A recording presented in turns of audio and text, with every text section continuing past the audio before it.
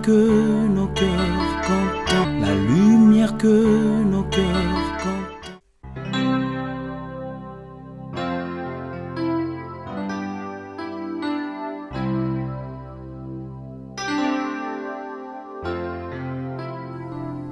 Tu es le fidèle compagnon qui nous rassure dans le parcours, et c'est l'éclat de ta beauté qui éclaire le chemin de ma vie. Et comme une brebis fragile, je trouve ma force dans la chaleur de tes bras de bon berger. Je dirais encore, quelle position a Christ dans ton cœur? Nous pouvons encore aller un peu plus loin. Quelle position a le Seigneur Jésus-Christ dans ton cœur? Quand on était encore au pays, il y avait les témoins de Jéhovah qui passaient dans nos maisons. Ils nous donnaient des livres. Il y avait c'était dessiné un cœur. On dessinait un cœur comme ça là, où on pouvait mettre une chaise à l'intérieur. Il y avait des cœurs où le Seigneur Jésus-Christ était assis, alléluia, dans le cœur de l'homme. Il y avait des cœurs où l'Éternel était debout. Oh Dieu de gloire, tu es bon. Il y avait des cœurs où l'Éternel était prêt à sortir. Alléluia. Prenons ces trois images seulement. Et que chacun de nous puisse se situer dans ça.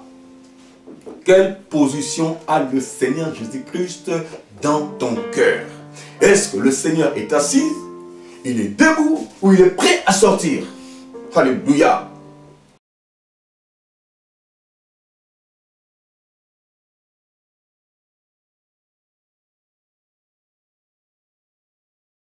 Shalom, peuple de Dieu. Dieu vivant, salut à nous tous qui avons grâce ces jours de participer à ce moment de communion spirituelle avec le divin Père. L'Éternel Dieu est bon, l'Éternel Dieu est merveilleux. Soyez bénis de partout où vous êtes, bénis de partout où vous nous suivez, où vous nous souvrez. Que la main puissante de Dieu soit favorable à tout un chacun de nous. J'espère que vous allez bien par la grâce de Dieu. Et ce que la grâce que le Seigneur nous a accordée, il vous l'a aussi donné pour que, ensemble, nous puissions nous réjouir de l'appartenir. Alléluia. Ce peuple m'honore de la bouche et de l'œuvre, mais son cœur est éloigné de moi. Tel est le thème du message que nous allons partager.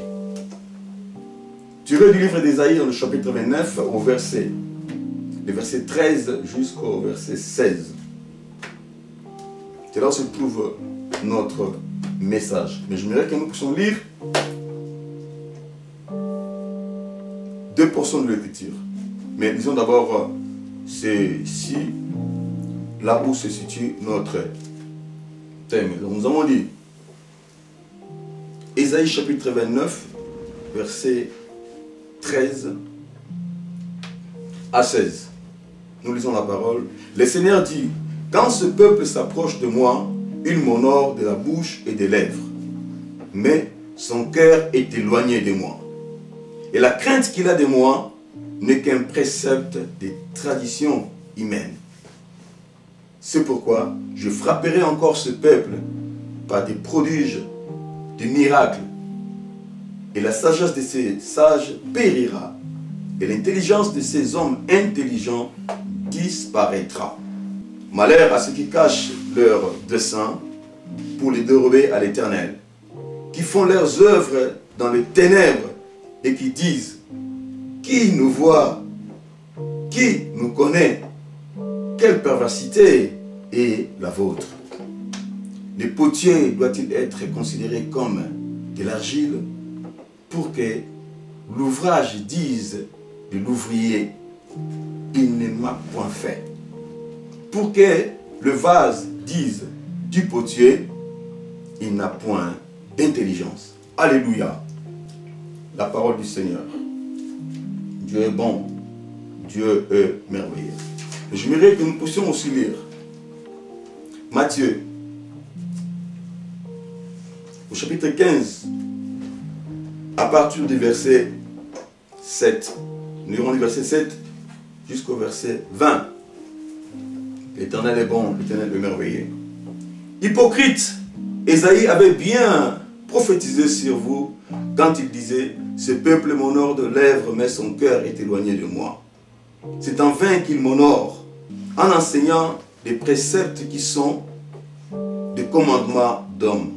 Ayant appelé à lui la foule, alléluia, il lui dit, écoutez et comprenez, ce n'est pas ce qui entre dans la bouche qui suit l'homme, mais ce qui sort de la bouche, c'est qui suit l'homme.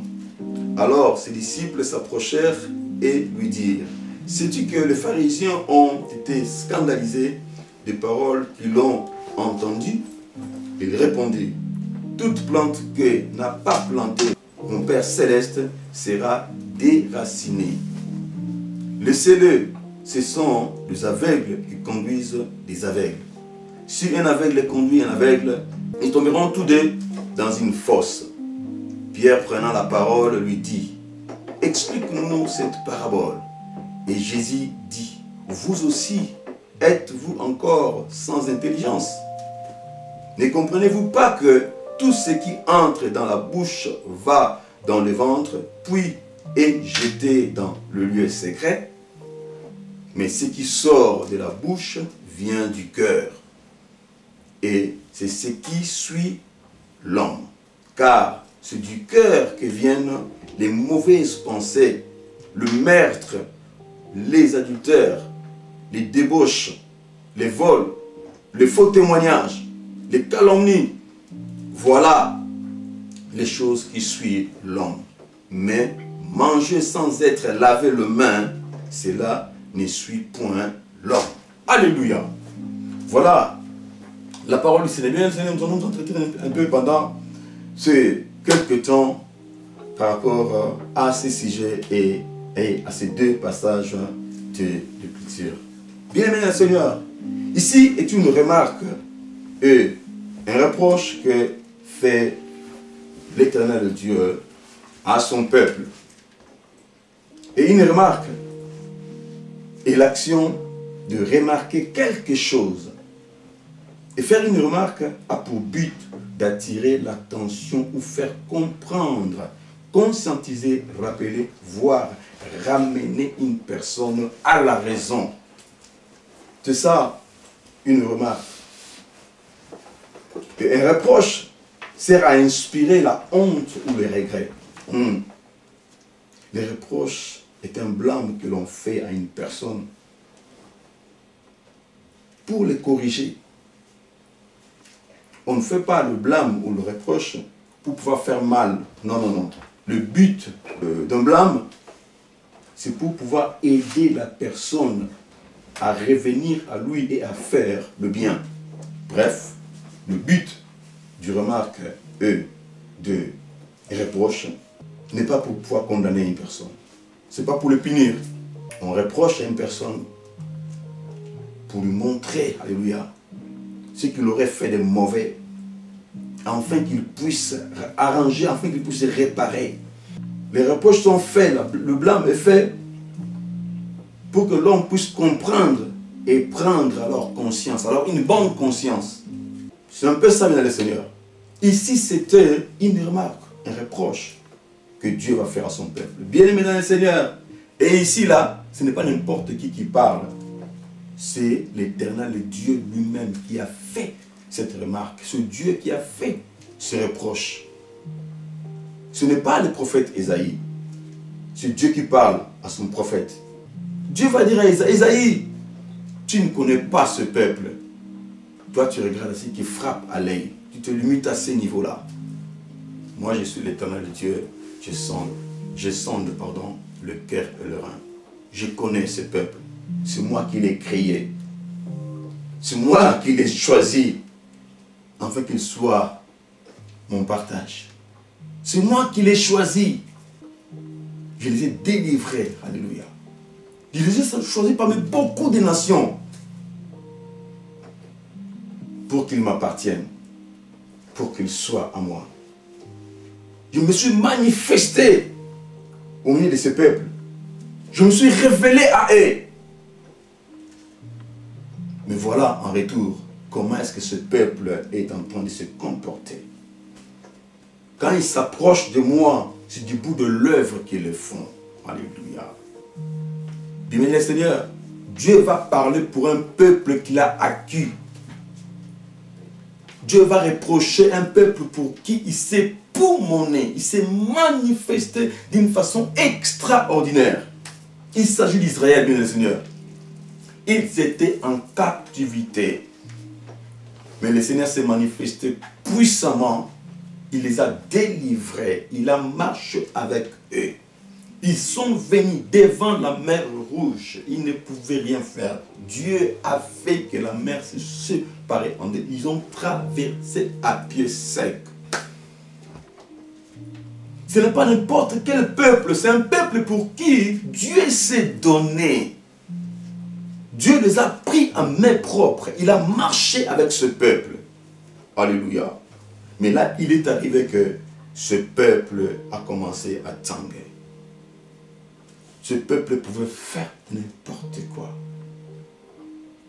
Quand il venait dans la présence de Dieu, alléluia, il venait comme pour faire l'apparence. Oui, bien Seigneur, ici, il est question d'apparence que les hommes font. Que ce peuple faisait.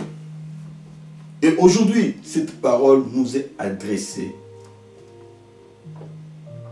Ils étaient le peuple de Dieu comme vous et moi, Israël. Nous avons aujourd'hui accepté Christ comme notre Seigneur et Sauveur. Nous l'avons accepté comme notre Maître. Jésus-Christ nous a secourus. Alléluia. Il nous a délivrés.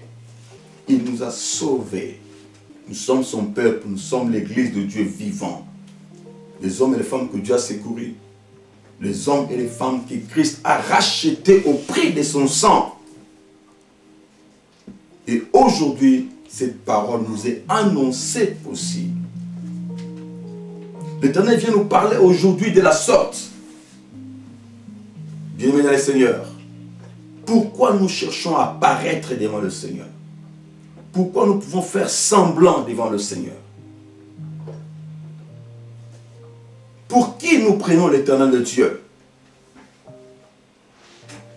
Qu'est-ce que nous pensons de Dieu pour venir et faire semblant devant le Seigneur? On fait des apparences comme si Dieu était un homme. Comme si Dieu voyait la manière des hommes. Non, il est Dieu. C'est lui qui nous a créés. Il sait tout. Il connaît tout. Il voit tout. Nul ne peut faire semblant devant sa face. Alléluia. Il n'y a pas d'apparence que l'homme peut faire devant lui. Dieu nous connaît bien. Il nous connaît mieux que quiconque encore ici-bas sur la terre. Dieu pouvait dire à Nathanaël, écoutez, avant que ton frère ne t'appelle pour que tu viennes vers moi, je t'ai vu comment tu t'es assis sous les figuiers, je te voyais. Quel Dieu surmerveillé nous servons. Alléluia. Il pouvait dire aux disciples, écoutez, allez dans la ville qui est en face, vous trouverez un anneau qui est attaché. Déliez-les, ramenez-les vers moi. Si l'on vous demande, dites-le, maître en a besoin. Oh, Dieu de gloire, Dieu de beauté. Pas plus tard, on parle de Nicodème. Nicodème faut venir vers le Seigneur comme cela. Alléluia. Avant même qu'il ne pose sa question, le Seigneur lui a répondu. Dieu lui a parlé. Mais le Seigneur, il est celui qui nous connaît. Il sonde le cœur et le rein. Avant que nous venions auprès de Dieu, Dieu nous voit déjà. Avant que nous puissions ouvrir nos bouches pour dire quoi que ça, Dieu sait de quoi nous avons besoin. Alléluia. Oh, on ne peut pas venir faire d'apparence devant le Seigneur. Quand nous nous rassemblons, alléluia, pour nos cultes, pour nos réunions, dans nos assemblées, dans nos églises, alléluia, il y en a beaucoup qui viennent faisant d'apparence. Il y en a beaucoup qui viennent faisant semblant. Même dans l'église, même dans le service dans l'église. Ceux qui servent à l'église, alléluia. Beaucoup sont là. Peu servent en esprit et en vérité. Mais modérateur à l'église, chantre, intercesseur, alléluia, protocole, voire même prédicateur, même serviteur servant de Dieu. Adorateurs. Et si je ne parle pas d'adorateurs, de chantres, de nos bien-aimés chantres qui font fonction d'adorateurs dans l'église, mais je parle d'adorateurs que nous sommes, nous tous qui avons cru au Seigneur Jésus-Christ. Nous sommes adorateurs. Et Dieu l'a dit, il cherche les vrais adorateurs, ceux qui peuvent adorer alors en esprit et en vérité. beaucoup d'entre nous font des faux semblants devant le Seigneur. Nous sommes nombreux aujourd'hui à fréquenter les églises, les assemblées. Nous sommes nombreux aujourd'hui à prier. Mais qui sont ceux-là qui prient seulement en esprit et en vérité? Qui sont ceux-là qui sont sincères avec le Seigneur? L'Éternel nous traite des hypocrites. Alléluia. Un bien-aimé enchanté. Les chants terminés, les rideaux retombent. Je vais simplement, alléluia, oh, que Dieu bénisse ces bien-aimés. J'aime ce chant. Mon frère, ma soeur, qui es-tu avant le service à l'église? Qui es-tu avant le service dans l'assemblée? Ou qui es-tu après le service, après le culte? Qui es-tu réellement? Qui nous sommes réellement? À l'église, nous sommes tous là, oui, comme on dit chez nous, comme les sangos. Alléluia, alléluia. Oh. Bien les seigneurs, nous cherchons à apparaître devant le Seigneur. Nous venons comme si nous sommes des véritables enfants de Dieu, des convertis. Mais alors qu'au fond de nous, alléluia, au fond de nous, alléluia, nous ne le sommes pas réellement. Nos cœurs sont partagés. Nos cœurs sont partagés. Mon frère, ma soeur, Dieu attend plus de nous. Dieu attend beaucoup plus de nous, alléluia. Dieu ne se limite pas seulement à la prêche que je fais. Prêcher, prêcher, prêcher, prêcher. Non. Prêcher, c'est bon. Vous chantez peut-être, c'est bon. Vous chanterez, c'est bon. C'est une bonne chose que vous faites. Vous intercédez. Vous êtes modérateur, modératrice. Alléluia. Vous êtes intercédé. Vous servez Dieu à l'église. C'est bien. Mais mon frère, ma soeur, laisse-moi te dire que Dieu nous attend encore beaucoup plus que ça.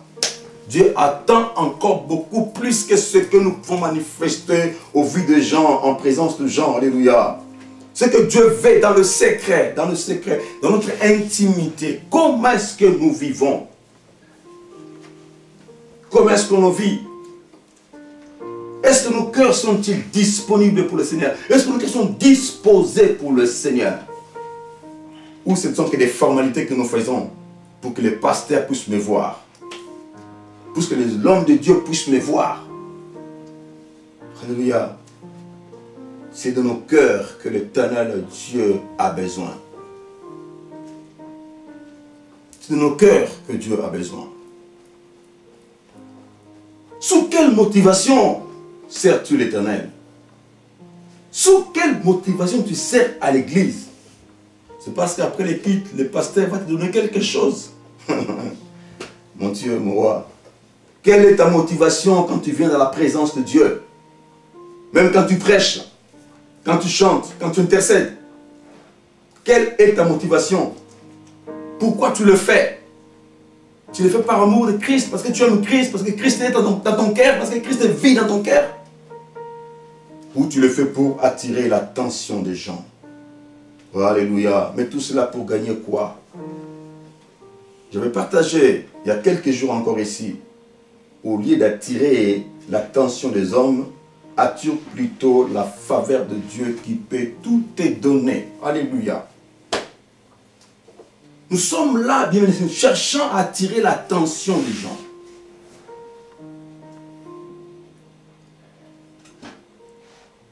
Bien, mais pour gagner quoi?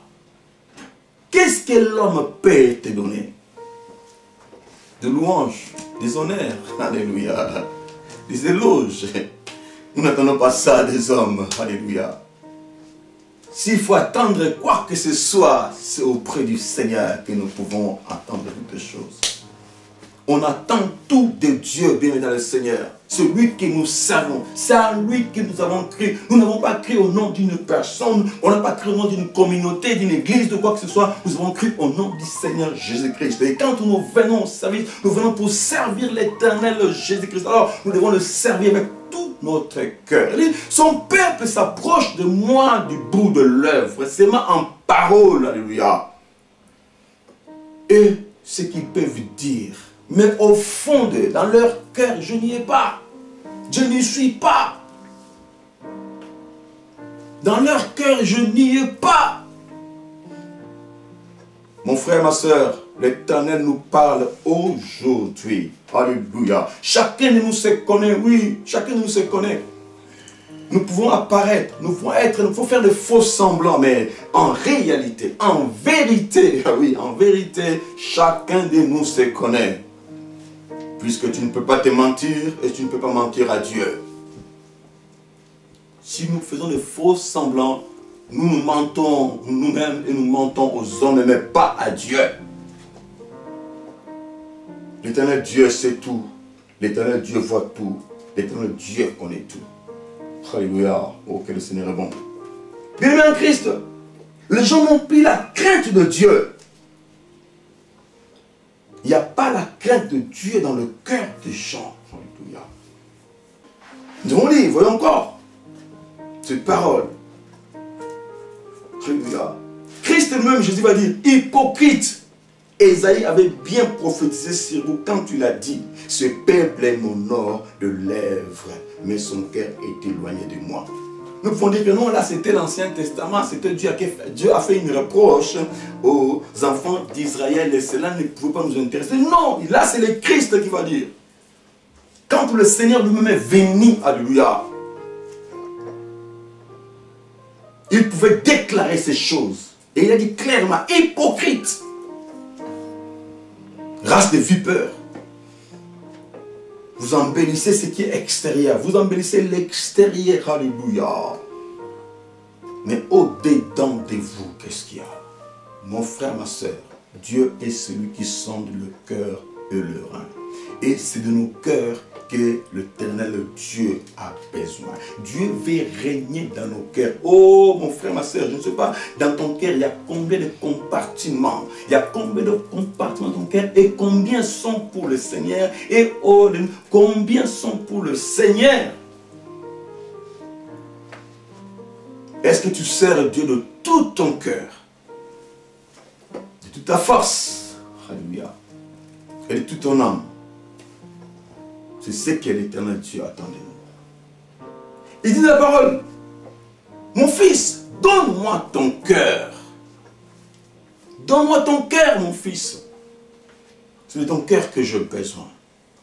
Je dis, ma fille, donne-moi ton cœur. Mon frère, ma soeur, écoutez, nous souffrons parce que nous ne voulons pas donner nos cœurs à Dieu.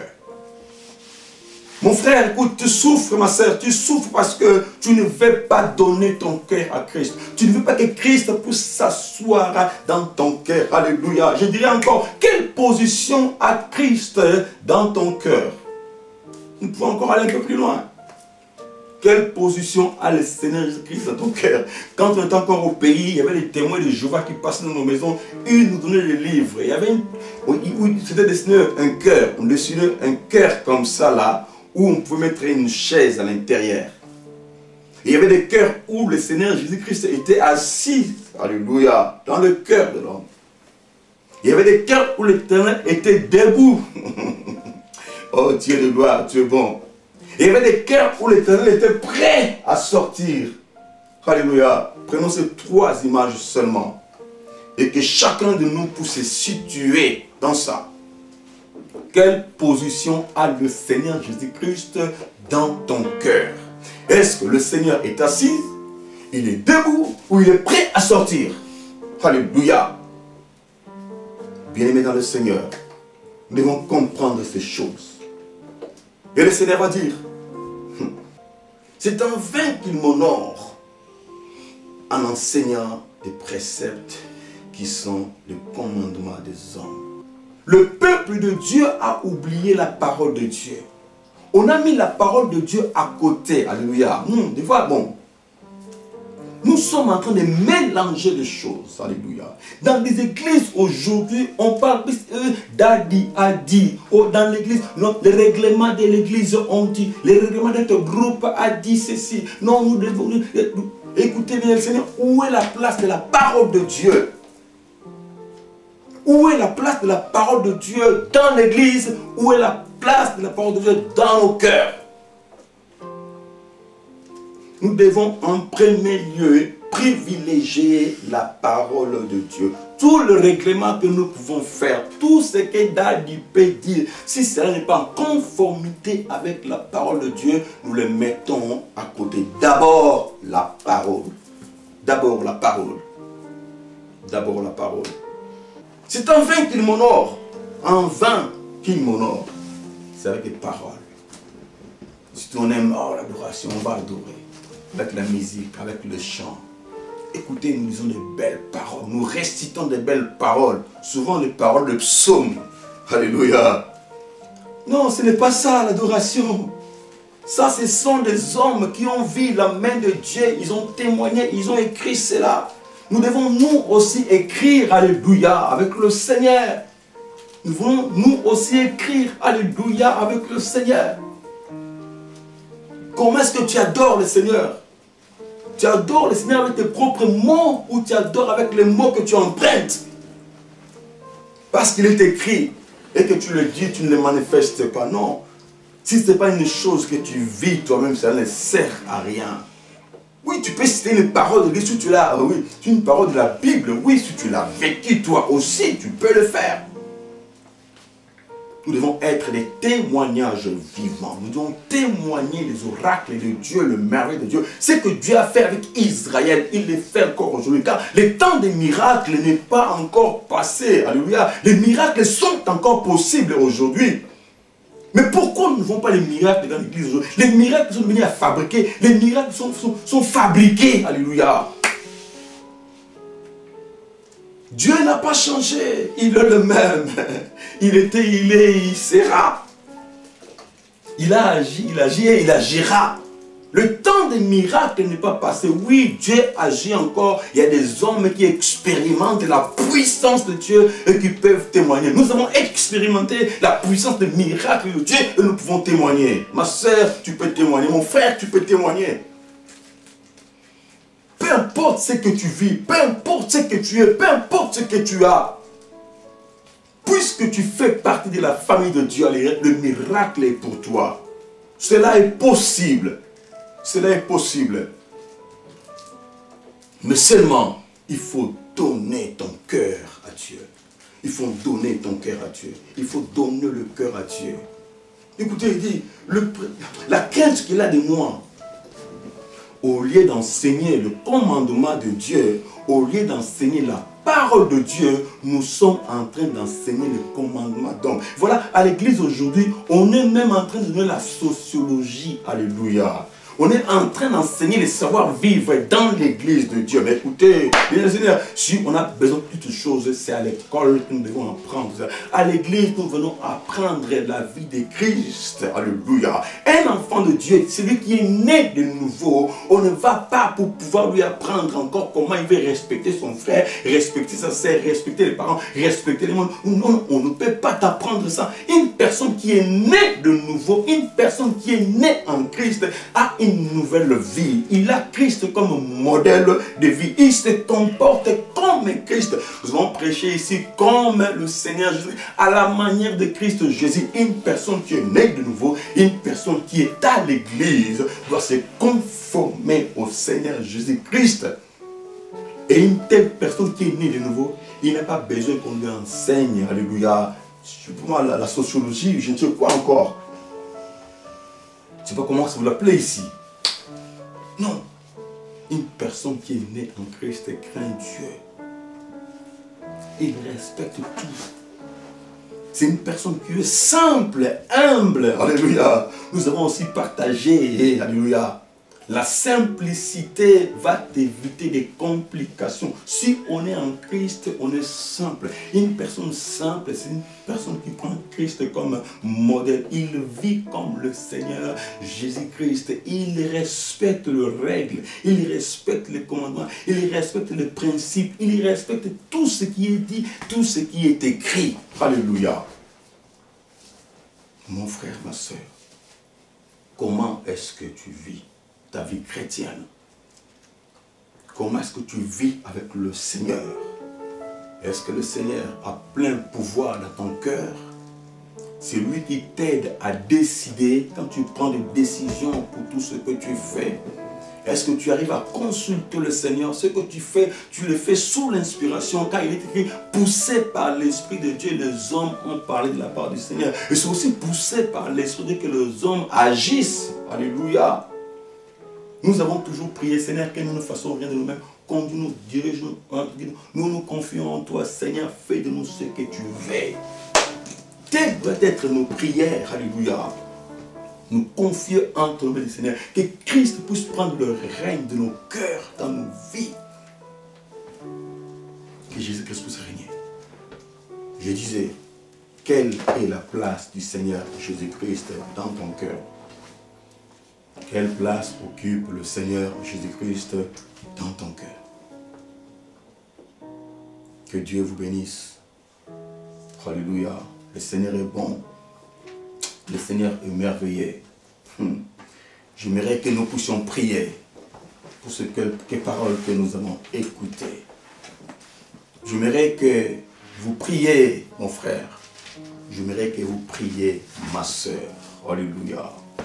Quelle est la place du Seigneur Jésus-Christ dans ton cœur? Ou encore, quelle est la position que le Seigneur Jésus-Christ a dans ton cœur? Alléluia.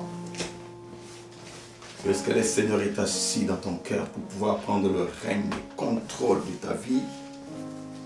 Ou que le Seigneur commence à en avoir un peu, excusez-moi le terme, et qu'il est déjà debout, alléluia, prêt à partir? Oh Dieu. Est-ce que le Seigneur a déjà tourné le dos pour mettre son pied dehors? Est-ce que le Seigneur veut te quitter ou le Seigneur est encore en toi? J'aimerais que nous puissions, alléluia, prier par rapport à cela. Mon frère, ma soeur, quelle est la position du Christ aujourd'hui dans ton cœur?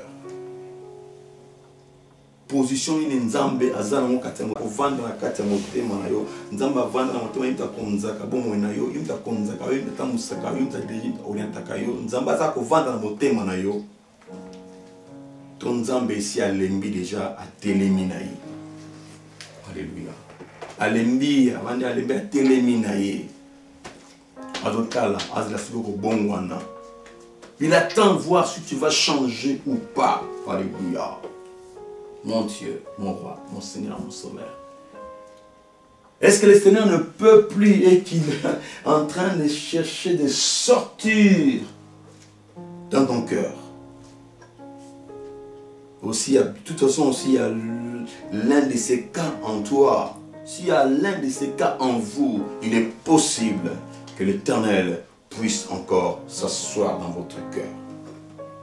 Si vous vous repentez, si vous prenez la décision de vous repentir, alléluia, si vous prenez la décision de revenir à lui, il est capable, il est possible que le Seigneur puisse encore s'asseoir dans ton cœur. Prions le Seigneur, alléluia. Lèvons nos voix, prions le Seigneur, alléluia. Père éternel, nous te prions, Seigneur. Je te prie et je te...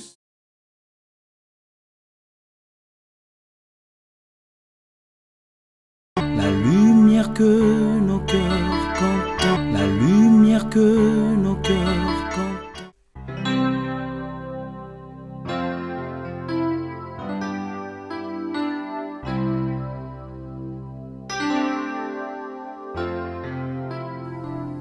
Tu es le fidèle compagnon qui nous rassure dans le parcours, et c'est l'éclat de ta beauté qui éclaire le chemin de ma vie. Et comme une brebis fragile, je trouve ma force dans la chaleur de tes bras de bon berger.